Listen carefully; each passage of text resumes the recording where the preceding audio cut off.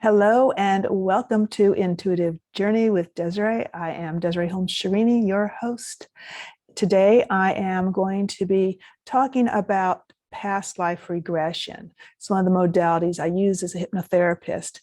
And previously I had put out podcasts about how hypnosis works and about NLP. And I thought I would add some more informational podcasts about some of the other things that I've learned and I use with clients, because so much misinformation's out there. And also, this is definitely one of those areas that people may not have heard of, or if they've heard of it, they think it's strange and they don't understand it and they think you're going to take over their mind. And I'm going to explain a little bit about its background and then talk about how we use it therapeutically. So past lives, that's kind of a contentious subject. Some people don't believe it. They say it's woo-woo. Some people do believe in it. And a different podcast could probably go much deeper into the idea of the reincarnating soul. But regardless, for the topic I have today, the assumption is indeed that our soul, our spirit, does reincarnate and live multiple lives over and over again. So just going with that assumption, what is about past lives? Well, historically, into ancient texts, past lives and reincarnation has always been part of a topic. I have a note here in the Hindu world. In the 2nd century, there's a writing about something called prati prasav, and it's still used in some yogic practices. And the translation is actually reverse birthing. And it was used even therapeutically then to address issues. As well, in China, they have a goddess named Meng Po, who is the Lady of Forgetfulness. And they say that she helps erase the old memories from the past lives when someone is reborn. So it's not just made up recently. If it's made up at all, it was made up a long time ago, back in the days when they didn't make things up about reincarnation. It's more recently, in recent history, there are many people that have either spontaneously under therapy gone into a past life, or in meditation discovered a past life. Edgar Cayce is famous for his discussions about past lives and soul reincarnation. Notably, there's a psychiatrist, and I think this is probably one of the best evidence for past life, or the best spokesperson, because Brian Weiss is a psychiatrist and very clinical, very in this world, both feet in, not a past life, believer. And his story is pretty well known now, that he was working with a client who spontaneously, while addressing under hypnosis some of her fears and issues, spontaneously went into a past life. And he kind of went with rolled with it. And she found some relief from these issues. And he continued to work with her in that way, as she had multiple problems. And as she was directed back into past lives, she completely got over her many fears or issues that she was having. So he became quite the believer in past life regression, and it took him quite a while to even, quote unquote, come out to his colleagues about the success that he'd had with this, and his conversion to being a believer in past life regression. And he wrote a book, Many Lives, Many Masters. Or is it Many Masters, Many Lives? Either way, you can find him, Brian Weiss. So also another technique I use that I'm trained in is life between lives therapy. And I'll be making another video about that. But both of these are closely related, because it talks about going from this reality and traveling there, in our minds, in our other consciousness, traveling to a past life. Now, what it's good for therapeutically is that there are times when, say, for example, somebody comes as a small child with a fear of something that they've probably never even seen, or for someone who has chronic pain or issues that cannot be medically explained. So a lot of times, these things may be tied to an actual past lifetime, to a situation, event, or an injury experienced in a past life. Now, if you want to go Google and look up on YouTube past life reports, you'll find that there are reports of people that have a past life memory or experience where they had an injury and they have a mark on their body where that injury was.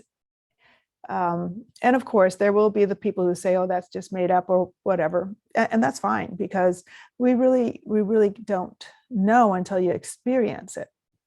And speaking of experiencing it, a lot of times there is evidence of these people that have had past life experiences, and they, in the current life, can name addresses, people's names, and find them.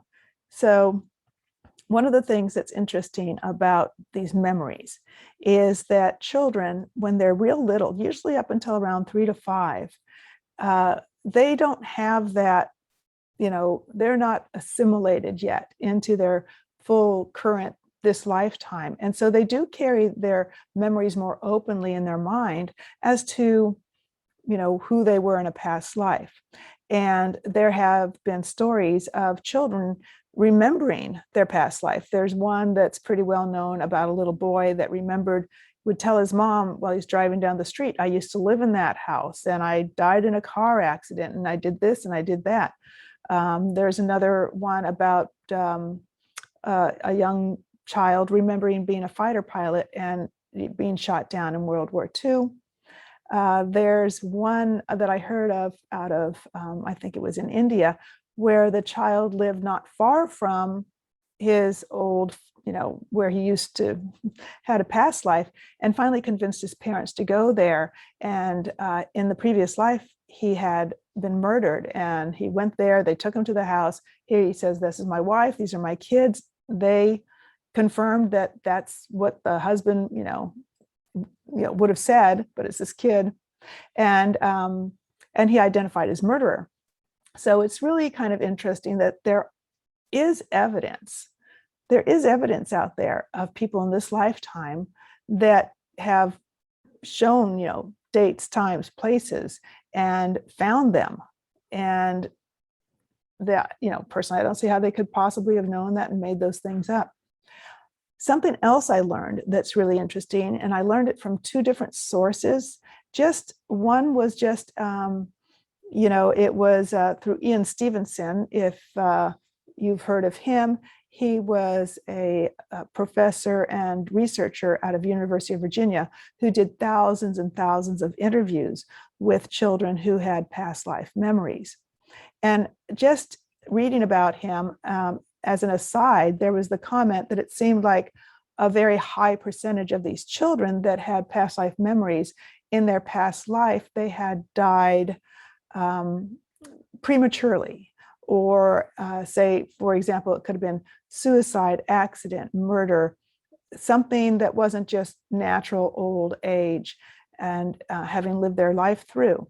And there was a comment made in a study group that we study ancient wisdoms, I would say, and a comment about something from there where that same thing was said about these, a lot of times, that the soul that reincarnates and remembers the past life is reincarnating the same, basically the same personality that remembers things, that can remember that because they did not go through the, I want to say, the washing process, maybe the Mengpo Lady of Forgetfulness process, because it was as if they prematurely left, and so they have come right back in. And I am digressing to what I said might be another podcast, but we'll just put it all here. So it's just really fascinating. And that would be how these memories that we hear about might get carried over so easily, as opposed to someone who doesn't directly remember a past life as a child. So for those, the people that say did die of old age or are many old, past lives, those memories are still there in our deep, I want to say collective conscious, deep subconscious, deep carried with us Akashic records, which is a term that Madame Blavatsky created probably about 150 years ago almost, or 140 years. And when she was writing a book called Isis Unveiled, where she goes back to some of these informations that she learned from her travels and education. So the Akashic Records refers to this knowledge that is all of our soul's history, as well. It can be tied into a collective unconscious, as we are all connected to a single source anyway. So with that in mind, when we use past life regression, when someone's able to access past lives, they are able to go back and find this information. And now returning to the original concept of using it therapeutically, it can be something that they've carried over subconsciously deep in their memories, their soul memories, that is affecting their current life. So how does this work as a hypnotist? So sometimes somebody might just simply be interested in, a lot of times people will say, did I have a past life? Well, my answer is you've had many, many, many past lives. Okay. So some people might just be interested in accessing a past life memory and, saying, who was I? What did I do in a past life? Sometimes, however, therapeutically, someone may have an issue, like I said a little earlier, that doesn't seem to have, or they can't find any reason for it in their current lifetime. So therapeutically, this is where a past life regression with a hypnotherapist would be useful. So, for example, somebody has a fear of flying, and they've never been on an airplane, yet they have a fear of flying. And this is something where we could go to the source in any time and find where this fear originated. So if someone came to me asking to address a fear, a phobia, a medical condition that the doctors can't help, then I would take them through a regression, just like I normally would, which has multiple ways of doing that. Take them through a regression, and then we go up to this timeline. When you're very deep, take up to a timeline and be able to go back even through the birth process that also has a lot of information. Sometimes there is a trauma associated while in the womb. There may be things that were heard or experienced, or the trauma of the mother translates to the child. So even issues can be found there in that, in that 9-month gestation. So it may not be a past life. It may be that transitional state while the child was in the womb. But we go back, I say, let's go back to the source. And your soul, your higher conscious, your subconscious knows where to go. And that's the beauty of hypnosis. It opens up that window to information that your conscious mind has the door closed on. So it can flow back in time to a lifetime where the answer is. So, as a hypothetical, the person that's afraid of flying, find the lifetime where that started and why, and address it, see it, recognize it. Just having the awareness of it has a source is a beginning. And then we do work for clearing out any emotional attachment, any physical attachment to any negativity, anything that is negatively affecting your current lifetime. And there are some therapeutic processes we do. And we may explore just one or several past lives and then bring the person back to the room. And then we process it. And usually the person actually finds immediate relief and resolution of issues, just like Dr. Weiss found. And it's highly effective. Now, it is not,